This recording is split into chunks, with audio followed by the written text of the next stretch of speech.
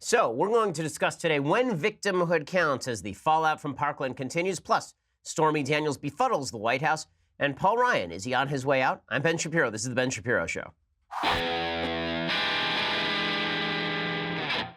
Oh man, so many things to get to today, and we will get to all of them. First, I want to say thank you, however, to our sponsors over at Boll & Branch. So, you've not been getting enough sleep, and you think that you've not been getting enough sleep because you're stressed or because you're not exercising, but one of the reasons you're not getting enough sleep is because your sheets stink. Okay, you know they do. You just stopped at the side of a road, and there's some weird guy who was selling 1,000 thread count sheets, and you picked them up, and you've been sleeping on a plastic tarp ever since. Well, Boll & Branch can fix that for you. Okay, Boll & Branch makes the best bedding and the best blankets made from pure 100% organic cotton, which means they start out super soft, they get even softer over time, and you can buy directly from them, so you're essentially paying wholesale prices. Luxury sheets can cost up to $1,000 in the store. Boll & Branch sheets are only a couple of $100, and that's well worth it since you're sleeping on them every night. Everyone who tries Boll & Branch sheets loves them. In fact, we threw out all of our other sheets and bought only Boll & Branch after we started working with them. That's why they have thousands of 5-star reviews. It's why Forbes, The Wall Street Journal, Fast Company, they're all talking about Boll & Branch. Even 3 U.S. presidents and Bill Clinton's ex-lovers sleep on Boll & Branch sheets. Shipping is free. You can try them for 30 nights. If you don't love them,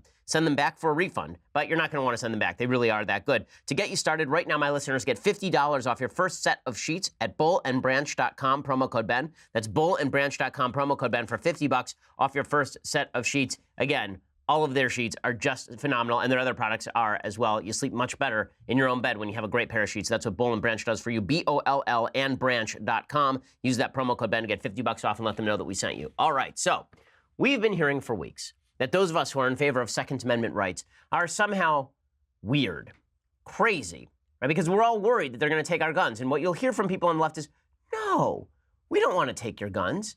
No, we're not interested in taking your guns. Why would we want to take your guns under any... No.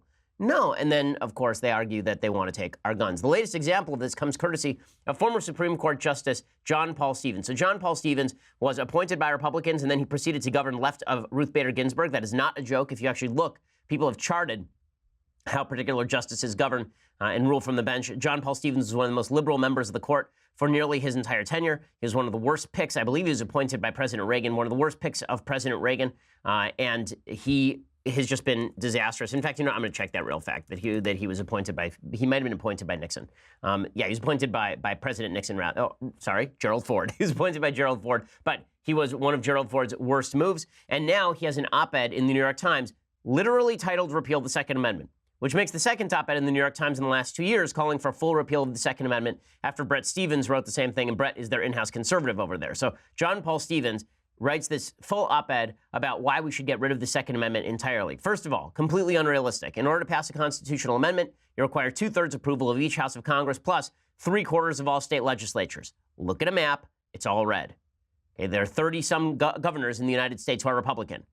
0 state legislatures are actually going to pass this thing outside of California, Massachusetts, New York, and maybe, Minnesota or something. And the notion that a bunch of people are sitting around waiting to repeal the Second Amendment is just not accurate. But let's go through John Paul Stevens' awful argument in the New York Times for why the Second Amendment should be repealed. So he begins by praising the marches and rallies that have been taking place since the Parkland shooting. He writes this: "Rarely in my lifetime have I seen the type of civic engagement school children and their supporters demonstrated in Washington and other major cities throughout the country this past Saturday. These demonstrations demand our respect. They reveal the broad public support for legislation to minimize the risk of mass killings of school children and others in our society." So number one, this is stupid. This is incredibly stupid. If you really believe that big rallies mean that there's tremendous support for hardcore anti-gun legislation, then you've never seen a rally before. First of all, this rally wasn't that big. There were like 200,000 people who showed up in D.C. Sizable rally? Sure. Okay, in 2000, there was the Million Mom March, also for gun control, also anti-NRA, and 750,000 people showed up in Washington, D.C. At that point, I believe Bill Clinton was still president, technically, and nothing happened. Right? 0 things happened. There's been seriously, pretty much 0 gun legislation between 2000 and 2018, despite multiple major rallies on gun control. And it's worth noting that when Tea Partiers were out there by the hundreds of thousands, nobody seemed to care about that either. Every year, the March for Life happens. It's several 100,000 people, and pro-life legislation does not inevitably follow, nor would people on the left suggest, wow, look at the public support for that. That means we suddenly have to get rid of abortion rights. So this is really dumb. And then he continues. He says, "The marches are a sign that it's time to seriously curb weapons ownership." Quote, That support is a clear sign to lawmakers to enact legislation prohibiting civilian ownership of semi-automatic weapons, increasing the minimum age to buy a gun from 18 to 21, and establishing more comprehensive background checks on all purchasers of firearms. But the demonstrators should seek more effective and more lasting reform. They should demand a repeal of the Second Amendment. So it's not enough to pass a law that would bar civilian ownership of semi-automatic weapons, which is to say virtually every weapon in the United States. Again, for those who don't know anything about guns, a semi-automatic weapon just means you pull the trigger once and one bullet fires and another one is loaded into the chamber. That is all a semi-automatic weapon is. That's the only thing that distinguishes between a revolver and a semi-automatic weapon is that there is a changing cylinder in a revolver that doesn't exist in a semi-automatic weapon. Virtually every weapon in the United States, unless it is bullet loading, muzzle loading, or a revolver, is a semi-automatic weapon. Virtually all of them. And there are 300 million of them in the United States. So he says, well, no problem. Just get rid of semi-automatic weapons. Everything will be fine. Yeah, good luck with that one.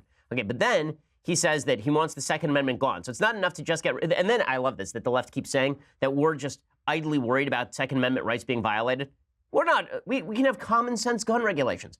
Yeah, at least Stevens is being honest. At least he's being honest. So he says, let's get rid of the Second Amendment entirely. He says, quote, concern that a national standing army might pose a threat to the security of the separate states led to the adoption of that amendment, which provides that, quote, a well-regulated militia being necessary to the security of a free state, the right of the people to keep and bear arms shall not be infringed. Today, that concern is a relic of the 18th century. Well, no, it isn't. Okay, the concern that the federal government would invade our rights in a really egregious manner and that we might need guns to protect ourselves, I'm wondering how that's a relic of the 18th century when we have had, beyond the 18th century, full-on slavery in the United States, Jim Crow, removal of gun rights from black folks, removal of gun rights from a wide variety of people, including Japanese Americans during World War II, and the forcible imprisonment of Japanese during World War II. It seems to me that an armed population is a better guarantee than sitting around thinking that the government will never go tyrannical. It just is. That's not to suggest that every armed rebellion is good or that it will end well, or that armed rebellions are largely successful. But one of the reasons that the government doesn't go full tyrannical is because they know that there are 100 million people in the United States who own guns. Try telling a bunch of Texans they're not violating their rights when you say you want to go into their basement and take out all of their guns. Again, good luck with that. This concern is, you know how historically ignorant you have to be to believe that it's a relic of the 18th century to worry about centralized government taking your guns and then invading your rights? Okay, it's happened in virtually every tyrannical country. It's happened in China. It has happened in the Soviet Union. It's happened in Nazi Germany. This sort of stuff happens all the time, routinely, a lot.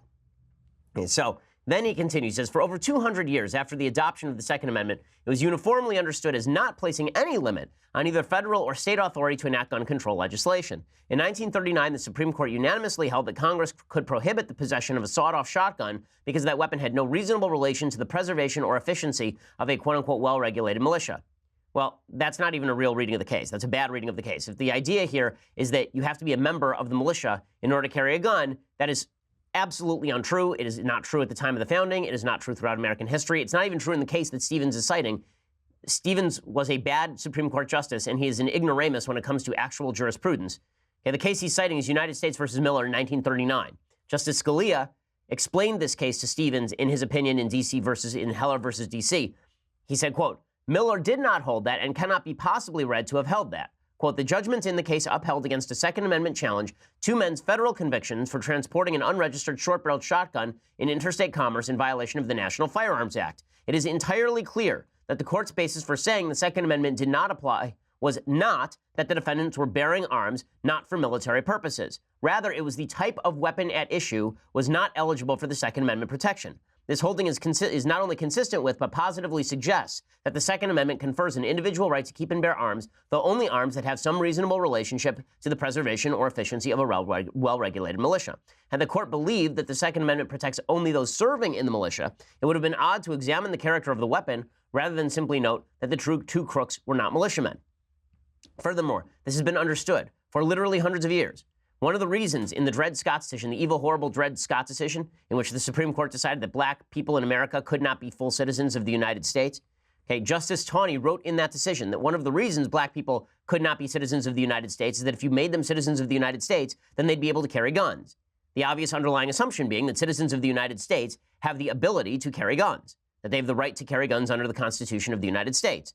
Right, here's what Justice Taney wrote in that evil Dred Scott decision, quote, it would give to persons of the Negro race who are recognized as citizens in any one state of the Union the right to enter every other state whenever they please. It would give them full liberty of speech in public and in private upon all subjects upon which citizens might speak, to hold public meetings upon political affairs, and to keep and carry arms wherever they went. And this scared Justice Taney. This is why he said that we wouldn't allow black people to be citizens and that they had to remain sort of property. In this evil decision, he said, because if you were to make them citizens, then there are rights that comes along with being a citizen. One of those rights is carrying firearms. But Stevens isn't done. Then he quotes Chief Justice Warren Burger, who's the man responsible for such constitutional abominations as Roe versus Wade. And he says that Chief Warren Burger used to say that the NRA was stupid. Well, who cares what Chief Warren Burger had to say? That guy was a terrible justice. Warren Burger was such a bad justice that Potter Stewart, another justice on the Supreme Court, leaked dramatically to Woodward and Bernstein. I think it was Carl Woodward. Was it Bernstein or Woodward? It was to one of them in their book, The Brethren. Okay, The Brethren is a book about the inside workings of the Supreme Court. Potter Stewart hated Warren Burger so much that he leaked the entire book, okay, to Woodward and Bernstein about why Warren Burger was an idiot. Everybody on the court thought Warren Burger was an idiot, except for John Paul Stevens, apparently. Okay, so in any case, he then rips into District of Columbia versus Heller, that's D.C. versus Heller, the 2008 case that re-enshrined the American right to keep and bear arms. And here's what Stevens concludes. He says, that decision, which I remain convinced was wrong and certainly was debatable, has provided the NRA with a propaganda weapon of immense power. Well, actually, they had a Second Amendment before that. Overturning that decision via a constitutional amendment to get rid of the Second Amendment would be simple. It would do more to weaken the NRA's ability to stymie legislative debate and block constructive gun control legislation than any other available option. Okay, so it would be easy to get rid of the Second Amendment. Go ahead and try. Leftists, please do it. Make this your rallying cry. Please tell Republicans all over the country they're going to take away their weapons and repeal the Second Amendment. Do it. I dare you. You want to see yourselves get killed in November? Politically speaking? You want to see just get destroyed politically speaking? Do this. Push for a giant gun control effort. Okay, in just a second, I'm going to talk about another idiotic rant on gun control. But first, I want to say thanks to our sponsors over at the USCCA. Okay, as you may have noticed, your gun rights are, in fact, under attack. The folks on the left are interested in taking away your gun rights, and that's why we are working very hard to ensure that people who have guns know what to do with them, not just for resistance to government, but also because, as a law-abiding gun owner, you have a right to keep and bear arms. You are running out of time to claim your free mass shooting survival guide and audiobook. If you're listening right now, you know we live in dangerous times, but enough is enough. When it comes to protecting the people you love, you deserve to know the truth. You're about to miss your free copy of the complete mass shooting survival guide from the USCCA. Go to defendmyfamilynow.com. While you still can, it's defendmyfamilynow.com. It's 100% free. In this book, you will learn what we really need to know about mass shootings, how to survive an attack, proven strategies for stopping a shooter, and a whole lot more. Again, while the left fulminates about guns generally, make sure that you know how to protect yourself. That's what this guide is for. Plus, you can claim your copy in seconds. It's 100% free. And if you act now, you also get a bonus security checklist to print off for your local school, church, or office. Don't miss this life-saving guide and audiobook. Your 100% free copies will be gone next week. Go to defendmyfamilynow.com to claim yours while they last. Again, it's defendmyfamilynow.com. Defendmyfamilynow.com. Ensure that you and your family are protected in case of, God forbid, a mass shooting. Make sure that you know what to do. This is why the USCCA is helping you out in a way the leftists aren't. Okay, the folks on the left are saying, give up your gun and we'll keep you safe. The USCCA is saying, keep yourself safe and know how to do it. Get your free copy of the complete mass shooting survival guide from the USCCA. Defendmyfamilynow.com. That's defendmyfamilynow.com. Okay, that wasn't the only dumb notion that was being pushed by the left today from John Paul Stevens. There's also a tweet storm from Michael Ian Black, who's a comedian. And that means that he must know lots about guns, right? Because he's a comedian. So that means that he knows a lot about guns. So here's his tweet storm. He says, quote, I'll say it. Assault weapons aren't the problem. Handguns are the problem. By all means, ban AR-15s and the like, but handguns kill far more people. The solution is to repeal and replace the Second Amendment. Make gun ownership a privilege, not a right. Okay, at least they're being honest now. At least Michael Ian Black and John Paul Stevens, they're being honest now. And they will be increasingly honest as time goes on. I'm old enough to remember when the Democrats claimed they weren't for nationalized health care. And now, of course, this has become a thing they like to do, is nationalized health care. And Michael Ian Black continues along these lines. He says, 38,000 Americans died from gun violence last year. What number would you like to compromise to? 20,000? Well, no, I'd like that number to be 0. But let's recognize that 38,000 Americans didn't die of gun violence. 2/3 of those died of suicide. And among the others were a various number of criminals. And then he continues along these lines as well. Cutlery doesn't cause obesities, but guns do cause gun deaths. Well, that's idiotic. Guns do not cause gun deaths. That's like saying guns cause death. No, the person who pulls the trigger causes death. The person who uses the cutlery is what makes them fat. So actually, this is just dumb. And the stupidity continues. Is a long rant. Yes, having the ready ability to take someone's life is dominion over that person. Gun ownership could be viewed as slavery by another name. So me owning a gun and protecting myself is slavery. So I'm glad to know that Michael Ian Black is a complete historical ignoramus. As you may have heard just a few moments ago, the Dred Scott decision was fearful that black people would have guns. In fact, gun control legislation in the South was specifically designed for literally 100 years to prevent black people from being able to protect themselves. Listen to Condoleezza Rice talk about her dad having a gun and how he helped protect her family with that gun. If you really believe that gun ownership is slavery, you have no knowledge of history, contemporary politics, or gun ownership. I mean, this is just inane. It's just inane. Gun ownership viewed as slavery. I'll tell you what's slavery. What slavery is me giving up my gun to a government that says it will protect me, and then they let me die in a hail of bullets when a criminal just decides not to obey the law. But he's not done yet. Michael Ian Black continues, how's it working out for people of color now? So somebody points out to him that black people have not been able to get guns historically, and that's been bad for them. He says, how's it working out for people of color now? Well, considering that black people are largely shooting black people and white people are largely shooting white people, it's hard to imagine that people of color want their gun rights removed. Law-abiding people of color want their gun rights removed. That's a weird argument. So again, all these arguments are sort of weird. And then he finally continues and he says, yes, evidence supports the fact that easy access to guns increases suicide attempts and successful suicides. In fact, the evidence is mixed on that. The Japanese suicide rate has remained intensely high despite the fact there are very few guns in the country. Again, none of this has any relationship to reality, but doesn't matter. Folks on the left are firmly convinced it's time to get rid of the Second Amendment, and we thank them for their honesty, because now we can have a real debate, a real conversation. It's all I asked for from Piers Morgan years ago. Just tell me the truth about what you want, and then, guess what? Guess what? We can have a conversation, and we can decide whether Americans are really ready to surrender their right to self-defense and the right to keep and bear arms to a government that fails to protect them on a regular basis. Okay, so meanwhile, a lot of hubbub has broken out about quote-unquote attacks on the students of Parkland. No one's attacking the students of Parkland. We're attacking their arguments. They have a right to speak out. We all feel terrible for them. Obviously, witnesses to a shooting have gone through something traumatic and horrible. It does not make them experts on gun control. We're all making the same argument here. And it's amazing to see which survivors of gun violence are actually put in the media and how the media plays this stuff up. So I do love this. Morning Joe did another one of their ubiquitous montages. This montage had to do with the March for Our Lives on Saturday, and they played Joe Scarborough's protest song over it. So here's what that montage sounded like. Once in your life. And they're showing all of these marches about Vietnam. And now they're showing this montage of Iraq. And there's a Tiananmen Square. They showed this yesterday. Okay, the march against poverty. And now, there it is, the March for Our Lives. Okay, so they basically just recut this montage in order to include the March for Our Lives. Okay, then the real reason for this, of course, the real reason that they decided to show this montage is so they can push Joe Scarborough's crappy song. I do love that. And the only way that Joe Scarborough can sell his song is to do montages on Morning Joe where they play his song. Like, nobody's buying the song, apparently. So it's like if every time I played something sad on the show, I played myself playing Schindler's List. Joe Scarborough has to play. It's just amazing. Every time there's a protest now, he's going to find like 3 guys standing outside of McDonald's protesting for a raise, and suddenly Joe Scarborough is going to show up with his guitar and start playing. It's going to be amazing. I love it. I love it. It's so self-serving and so self-aggrandizing. It's incredible. Okay, but speaking of the students who must never, ever be, their arguments must never be attacked, again, it's amazing which victims we choose to focus on. So the Eagles of Death Metal frontman went after the students. He said that these Parkland students are acting inappropriately. He is, of course, exactly right. And here is what he had to say. He unleashed a torrent of criticism. So he put up a bunch of posts. And in some of the posts, he said that some of the student marchers were, quote unquote, pathetic and disgusting for playing hooky at the expense of 16 of your classmates' blood. And then he shared this image of Emma Gonzalez ripping up the U.S. Constitution. Now, what's funny about that is, I don't know if you've seen this going around, but there is an image, it's a GIF, that's been photoshopped of Emma Gonzalez tearing up a copy of the U.S. Constitution. Anybody who watches it knows that this is obviously a GIF that is meant to be symbolic, that Emma Gonzalez doesn't like the U.S. Constitution and therefore she's ripping it up. If you believe that GIF was real or that picture was real, then you're an idiot.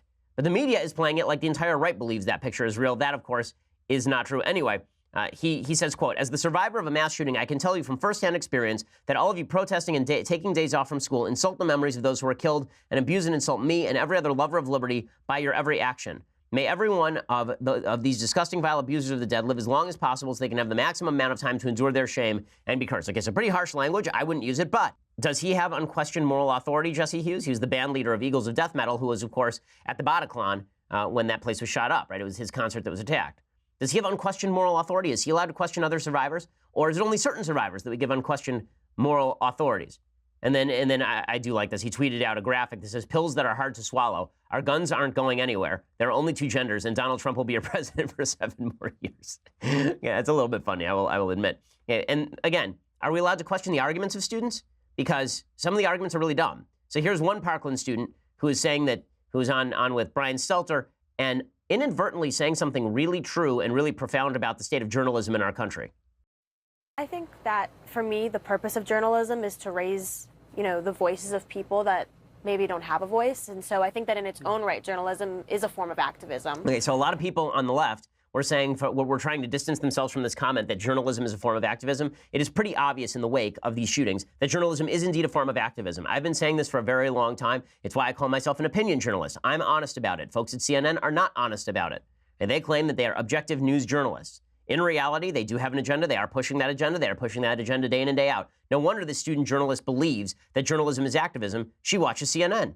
Of course she believes journalism is activism. If I watch CNN on a regular basis, I'd believe that too. Okay, journalism for CNN is indeed activism. This is how journalists see themselves. In fact, I remember I visited the ABC News offices with the God King of the Daily Wire, Jeremy Boring, and one of the things that said on the wall was something to the effect of, we give voice to the voiceless. And I just thought to myself, that's not journalism. Journalism isn't about giving voice to the voiceless. It's about objectively covering facts. But people in the journalistic business believe that it is their job to actually push a particular political agenda. They believe that they are do-gooders in the world, not just people covering the news and informing folks. This girl has obviously imbibed from that, and she's just spitting back what she's heard from the media. Unfortunately, she told the truth a little bit too honestly right there for the media to handle. Okay, so in just a second, we'll get to Stormy Daniels' fallout. We'll get to Paul Ryan and all the rest. But first, I want to say thank you to our sponsors over at Genucel. So you've been wishing that those bags under your eyes would just go away, or your wife, she's been wishing that. Well, this is why Genucel is there. Genucel is a serum with plant stem cell technology from Chamonix. My wife uses it. My mom uses it. My mom steals the materials from my wife in order to use it. Okay, it is just fantastic. Susan from New Jersey says, I've been using Genucel for a couple of months. The puffiness around my eyes is gone. The crow's feet, the small lines, they've disappeared and they have not come back.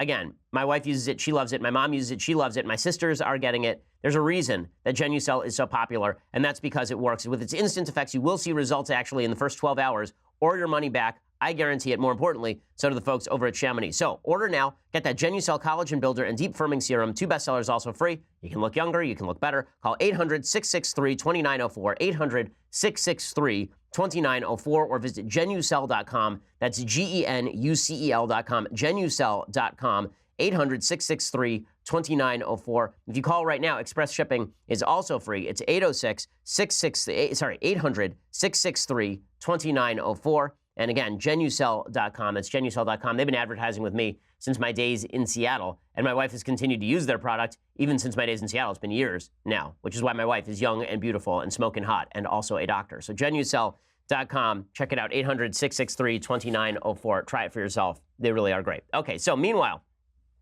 the Stormy Daniels controversy continues. Now, let's be real about this. The real reason that people care about Stormy Daniels is it gives them an excuse to Google Stormy Daniels lesbian activity on Google Images. Okay, let's be real about this. If Stormy Daniels were not a porn star, nobody would care about this. Because if we're going to pretend that people are deeply worried about the corruption of the Trump administration, there are 1,000 other stories that seem to go deeper on the quote-unquote corruption stuff than the Stormy Daniels thing. Now, is it sort of a clean bust that Michael Cohen paid her $130,000 to shut her yap when it came to the election time?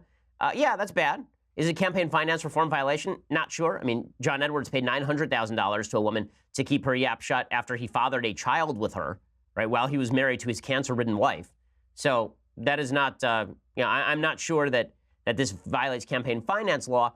What's funny is that Trump's approval ratings continue to go up. So yesterday there was a big stock market bounce. The stock market yesterday jumped something like 680 points or 700 points. It was the third biggest stock market gain in one day in the history of the stock market, actually.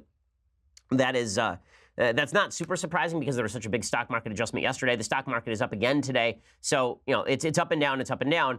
I think part of that is because all of the tariff talk that's happening from the Trump administration is starting to soften just a little bit. So the talk before was that Trump was going to slap these tariffs on products and leave them there forever. And now the talk is that he's going to slap the tariffs on long enough to negotiate a better deal. if the latter is true, then all right, I guess that's okay. If the latter is not true, then the stock market will go back down again. But in any case, people who are wondering why Trump's approval rating is going up, beyond obviously the economics of all of this, one of the reasons that the approval ratings are going up is because when you talk about a rich dude stripping porn stars, most people are like, well, yep.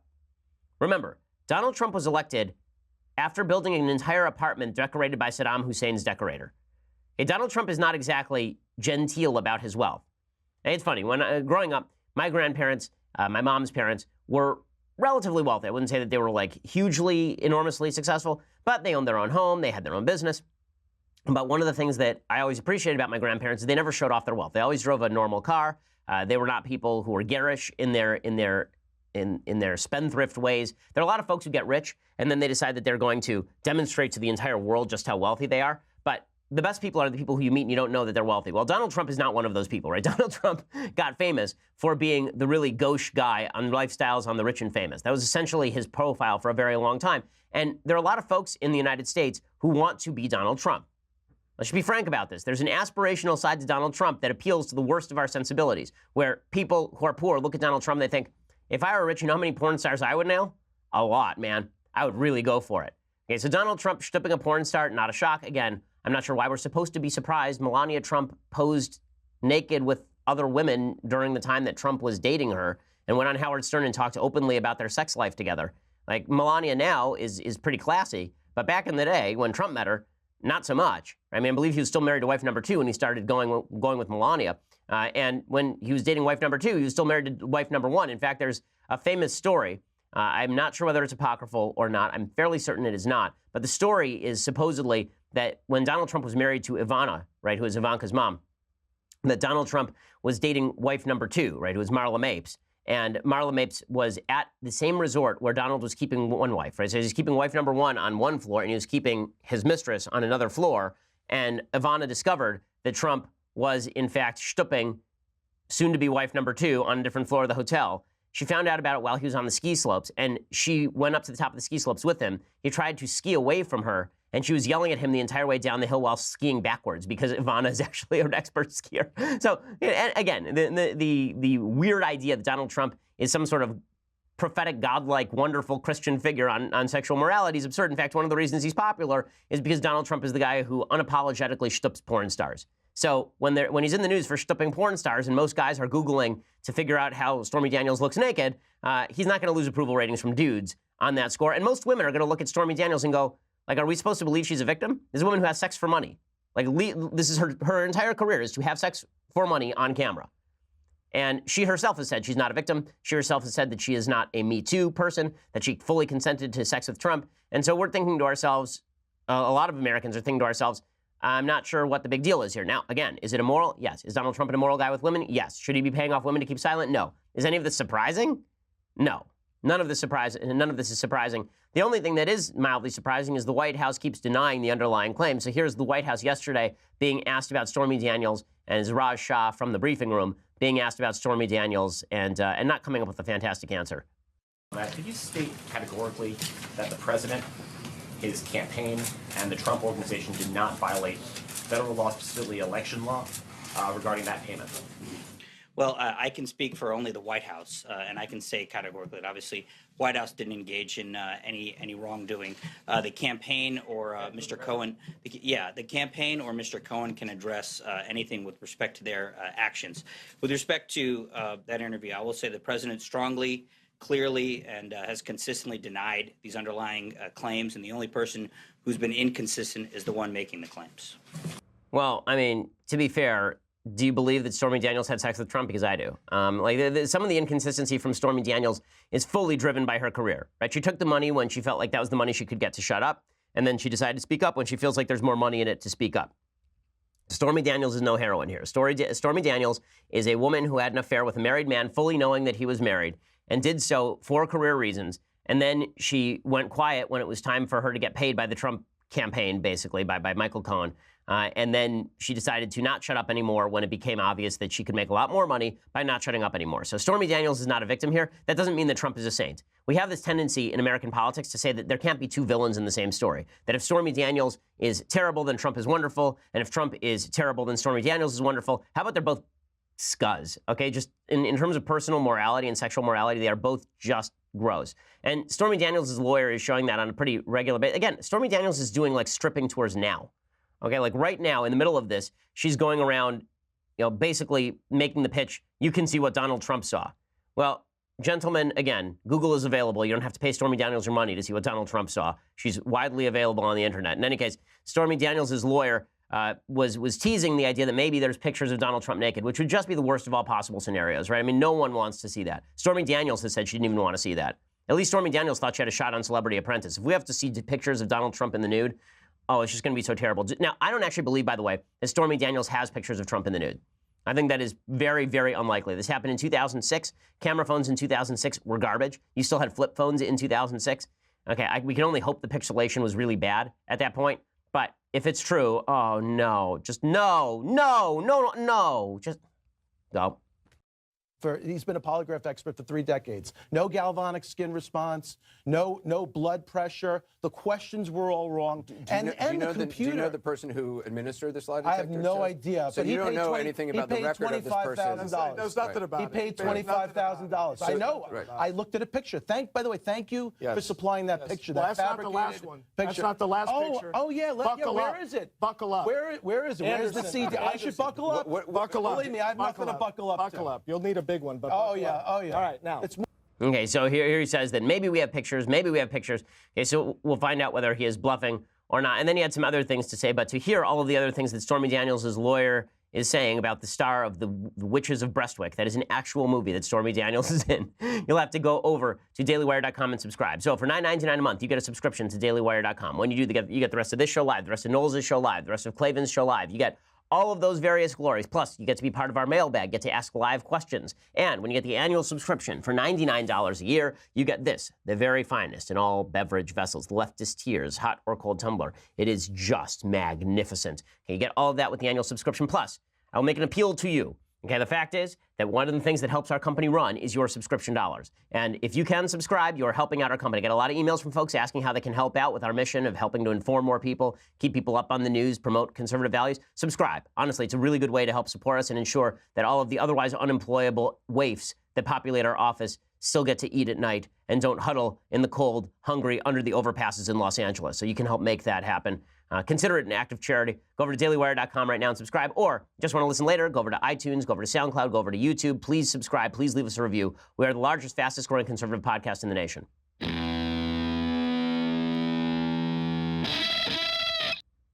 So that wasn't the only tease about material that apparently Stormy Daniels still has on Trump. One of Stormy Daniels' friends, her name is Alana Evans, she says she still has the dress from the night that Stormy Daniels and Donald Trump got it on.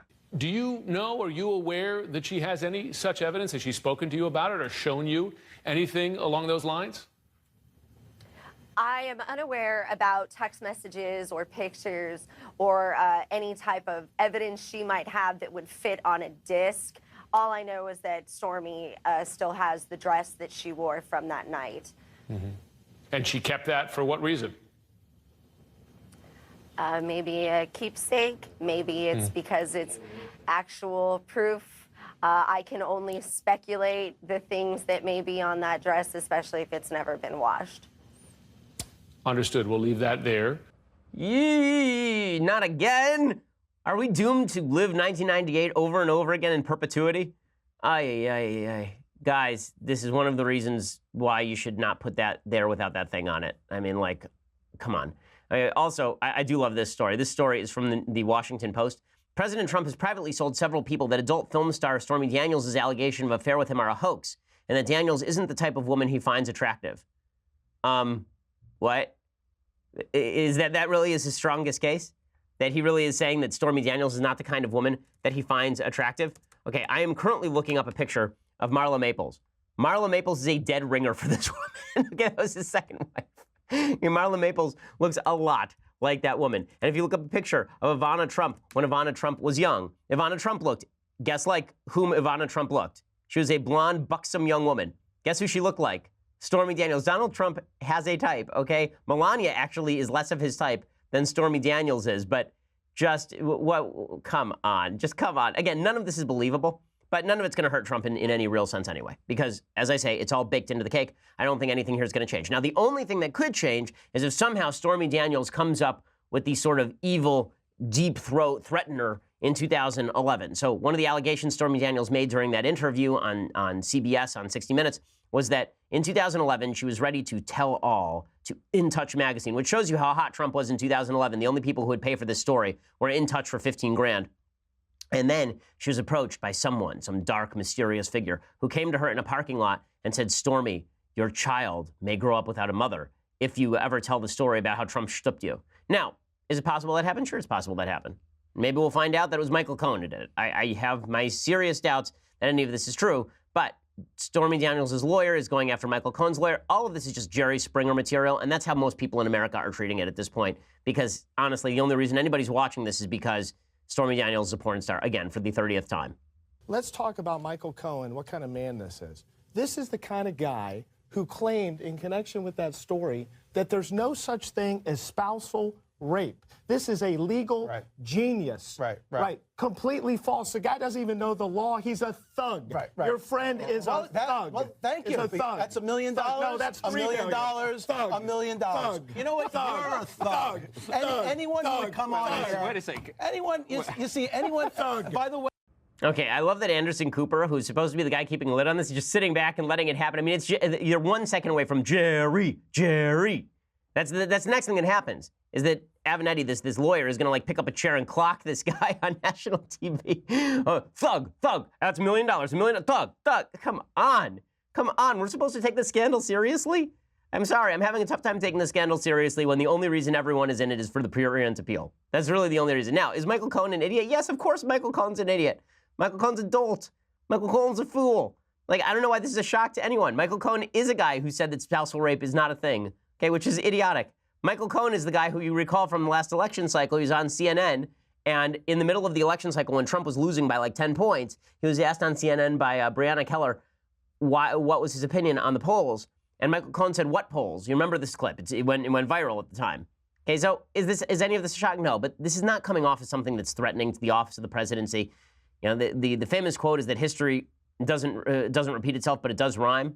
Or that history repeats itself. The first time is as tragedy, the first time is comedy, the second time is tragedy. Well, I think in this case it's the reverse. The first time was the tragedy, and now we get to watch the comedy, because this is uproariously funny stuff. If you cannot appreciate the fact that America's culture has gone down in a flaming ball of crap, and we're all just watching from the sidelines as it happens, and talking about Stormy freaking Daniels, Stephanie Clifford, and Donald J. Trump, the President of the United States, every so often you just have to look around and realize that we're actually living inside a Salvador Dali painting. Yeah, this is one of those moments where you realize that the Salvador Dali painting has come to life. The clocks are melting off the side of the wall, and all of the dimensions have been screwed around with, among other things. So Trump, by the way, has been completely silent about the Stormy Daniels thing, which is probably the best indicator that a lot of it is true. But there's no reason for him to talk about it. He should keep silent. There's nothing in it for Trump to talk openly about all this stuff, because, again, anything he says is just going to be more fodder for the fire. But I will say the media's attempts to turn Stormy Daniels into some sort of terrible victim case and some sort of heroine speaking her truth. Okay, this is a woman who's on the make. Trump was on the make. They're both gross. There's a reason they had sex with each other, even though she was not attracted to him and even though he was married at the time, because both of them are just yucky humans. Okay? This is not a complicated story. Yucky humans tend to be yucky, and those yucky humans continue to be yucky for years. Now, none of this is to say that Trump is a bad president. None of this is to say that Trump is not doing things that I like in the office of the presidency. But I think that we ought to acknowledge realities about human character, and the realities of the characters involved in this ain't nothing good happening here. These are not people you want your kids living up to. Okay, so meanwhile, the only good news for the Republicans is the Democrats. The Democrats continue to struggle with the fact that their party is split in serious measure between radicals and non-radicals, right? Between radicals and people who are trying to move to the moderate middle. On the moderate middle side, people like Claire McCaskill. So Claire McCaskill is, of course, the senator from Missouri. Her seat is in serious trouble in Missouri. Quite possible Missouri, which has moved hard red, goes against Claire McCaskill. And McCaskill is trying to disown sort of the radicalism of her own party by throwing Hillary Clinton under the bus. This has been an additional move by a lot of folks on the left recently. So I won the places that are optimistic, diverse, dynamic, and moving forward. Were these comments from Hillary Clinton helpful to you? No, probably not.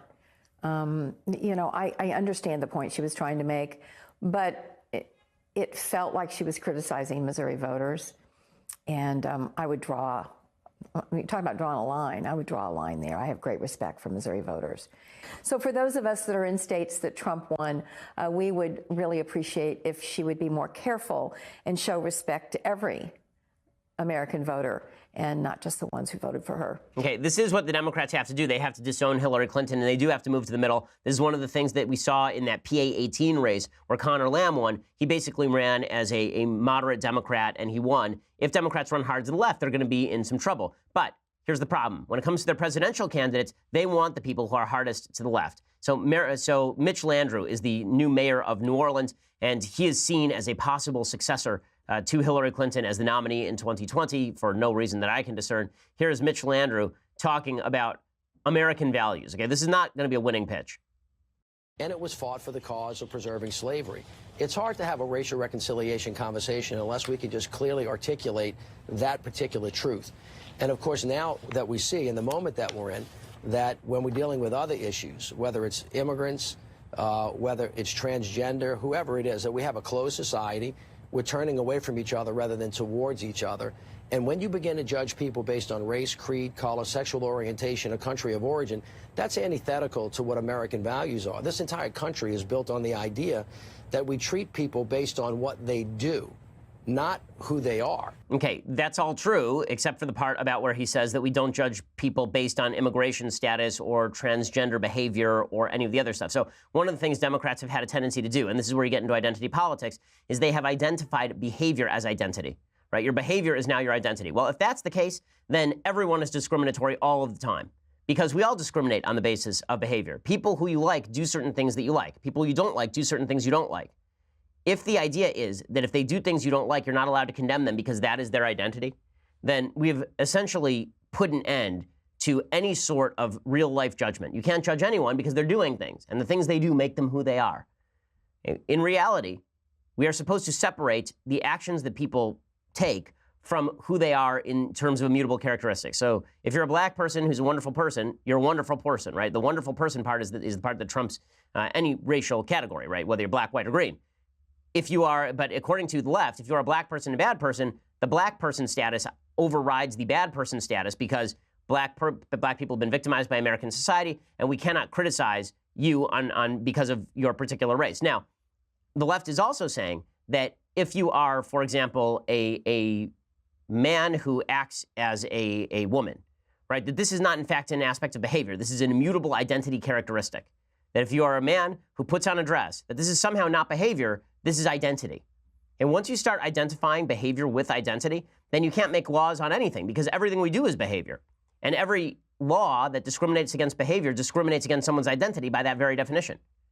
And literally anything you do is now tied to your identity. So if you say that my kleptomania is part of my identity, so we can't have laws against stealing, well, then you've basically gotten rid of all thievery laws in the United States. Now, none of this is to say that there should be laws against transgender identity, transgender identification or cross-dressing, or that there should be laws against any other form of behavior that doesn't hurt anyone else. But to be clear in our own minds, discrimination against identity is not the same as discrimination against behavior, and conflating the two merely confuses things. Conflating the two is the end of law. It's the end of discrimination in a good sense. And it's the end of a civil society at large, because we can't make judgments about anything. If we can't make judgments about anything, we can't live in a society together. That is in and of itself a judgment. It's a judgment that you can't make judgments. And that's a problem, because we all make judgments about each other all the time. Okay, time for some things I like, and then some things I hate, and we'll do a very brief deconstruction of the culture. So, things I like today, I have been reading Joseph Soloveitchik's Lonely Man of Faith. So we're coming up on Passover. I'll have some thoughts on Passover a little bit later in the week, probably tomorrow during our biblical segment. But this book, The Lonely Man of Faith by Joseph Soloveitchik, Rav Soloveitchik, also known as the Rav in the Orthodox Jewish community, was the founder of Yeshiva University. He was the guy who founded the idea of Torah Umada, who believed that you had to learn secularly and you also had to learn in terms of Torah. So this is one of the things that distinguishes the modern Orthodox community from certain parts of the Haredi community, for example, in the Orthodox community. There are certain parts of the Orthodox community that think that you should only engage with the Torah, you should only engage inside the Jewish community. The modern Orthodox community suggests that you should read widely and you should learn from a lot of people, not just from the Torah, although the Torah is the sacrosanct and highest source of morality. So Soloveitchik, this book is accessible to everybody, and it's about the nature of human beings and how we are essentially dual. Right? On the one hand, we are the achievers who seek to strike out and forge new paths as individuals. On the other hand, we are communal people who need a communal identity and an identity in relation to the cosmos. We're not just brave warriors striking out into chaos. We are also people who require a safe harbor of religion and a relationship with the transcendental that allows us to feel worthwhile. The book is a little bit of a hard read, but it's a well worth it read. Joseph Soloveitchik, Rahav Soloveitchik, the Lonely Man of Faith. Check that out just in time for Easter or Passover. It's equally applicable, actually, to both. It's quite good. Okay, other things, let's see. Other things that I like. Well, the U.S. did expel 60 Russian diplomats. So over the weekend, the Trump administration announced that they were expelling 60 Russian diplomats after the Russians poisoned a guy in Salisbury, England. Okay, they poisoned a former spy, Sergei Skripal, and his daughter Yulia in Salisbury, England. And the United States has expelled 60 Russian diplomats from our country. Okay, that, of course, is a worthwhile thing to do, and it also gives the lie to the idea that Trump is not hard on Russia. He says, according to CNN, this is the most forceful action Trump has taken against Russia to date. Well, I mean, we also have put on some pretty severe sanctions and armed the Ukrainian the Ukrainian government against Russian-backed forces. So, again, that gives the lie to the idea that Trump's just been pro-Russia all the way. Okay, time for a quick thing that I hate. So the thing that I hate today, it's this really, really awful story. There's an 85-year-old woman who was murdered in France. She was a Holocaust survivor, and she was murdered by anti-Semites in France. It's just a horrifying, horrifying story. Of course, the police are saying that the motive was anti-Semitism. They have not actually released the identities of the suspects. Details were sparse. A judicial official would only say that one of the suspects was born in 1989. One of the one woman's son said, "We are really in shock. I don't understand how someone could kill a woman who has no money and lives in a social housing complex." Her son said that one of the suspects was like a sentinel and a frequent visitor who had come to her apartment the day of the fire. She was one of an estimated 7,000 French Jews rounded up in 1942 and held at the now demolished Vel d'Yves cycling track. Most of those held were later deported to Auschwitz. She ended up marrying a fellow Holocaust survivor, settling down in Paris, and she lived there until her death. It's just horrifying. And again, this was very much like the murder of Sarah Halimi, who was another Orthodox Jewish. She was a physicist and kindergarten teacher, and she was 66, and she was thrown from a window last year by anti-Semitic Muslims living in France. Again, we don't know the identity of these particular people, but the rise in anti-Semitism across Europe is absolutely frightening, and Jews should leave. Okay, they really should. It's a sad thing to say, but I think the time for Jews to be able to live safely in Europe is once again over, which demonstrates that the never again sloganeering from the folks in Europe was a bunch of crap. They've allowed a bunch of folks to move in who are fully happy murdering Jews, and it's despicable. Okay, a quick deconstruction of the culture. So today, we honor Cardi B. So we've already done Bodak Yellow, in which I tried to read through her glorious Robert Frost-like lyrics, but she actually did something that I love. Okay, she paid taxes. And then when she paid taxes, she realized, hey, wait a second, taxes suck. So here's Cardi B in the most eloquent rip on why taxes are garbage in modern American history. I mean, this is better than anything since Ronald Reagan. Here's Cardi B explaining that the government should not be taking our money. So, you know, the government is taking 40% of my taxes. And Uncle Sam, I want to know what you're doing with my fucking tax money. Because you know what I'm saying? Like, when you donate to a kid from a foreign country, they give you updates of what they're doing with your donation. I want to know what you're doing with my fucking tax money, because I'm from New York and the streets is always dirty. We was voted the dirtiest city in America. What is y'all doing? There's still rats on the trains. I know y'all not spending it in no prison, because y'all be giving niggas like 2 underwears, 1 jumpsuit for like 5 months. So what is y'all doing with my fucking money? What is y'all doing with my fucking money? I want to know. I want receipts. I want everything. I want to know what you're doing with my fucking money. What is y'all doing with my fucking money? Uncle Sam, I want to know what you're doing with my money.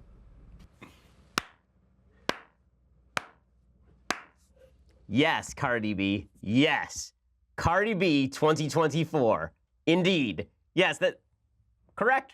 This is the main question. Now, Cardi B will go out and vote Democrat, I'm sure, like all of her other friends in Hollywood, because she's been told that that's what she has to do. But Cardi B, let it be known, you have worked hard for your money. You've worked it, girl, with an E. And that means that you ought to be protective of your cash because the government is wasting your money, enormous quantities of it, on things like Social Security and Medicare that you're not going to need because your soup's rich.